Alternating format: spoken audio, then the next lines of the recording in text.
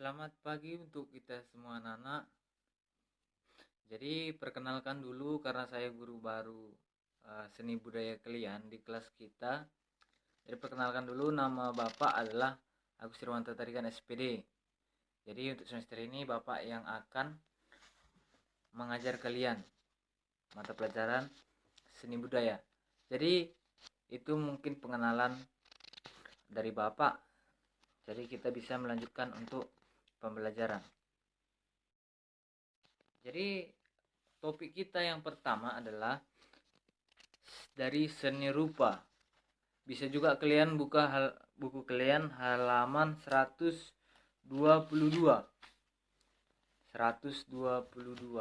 Bisa juga kalian lihat di slide yang udah Bapak tampilkan itu. Jadi yang pertama itu adalah membuat poster.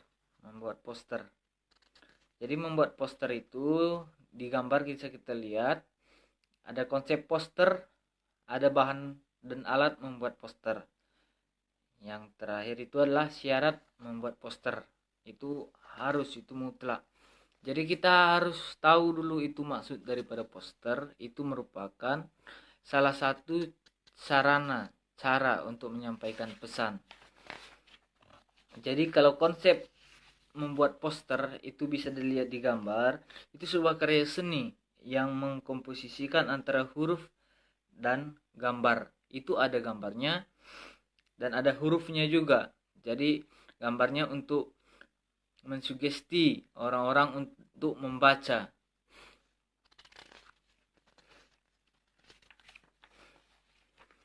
Selanjutnya adalah syarat untuk membuat poster. Yang pertama itulah menentukan topik atau tujuan.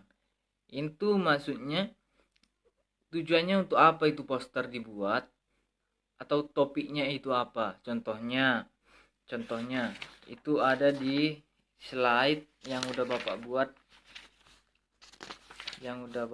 Itu bisa kalian lihat.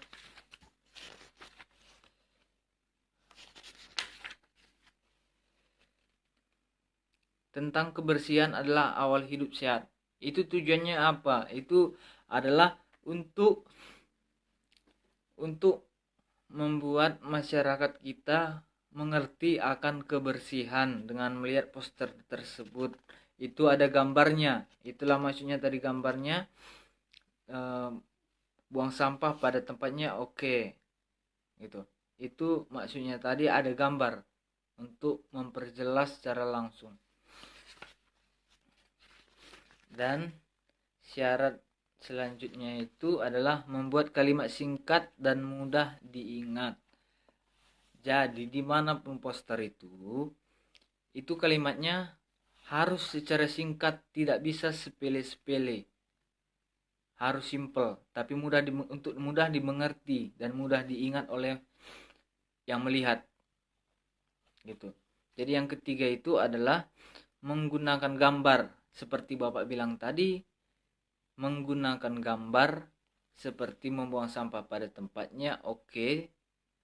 Yang tidak membuang sampah pada tempatnya itu di tanda X. Itu tandanya tidak boleh atau tidak disarankan.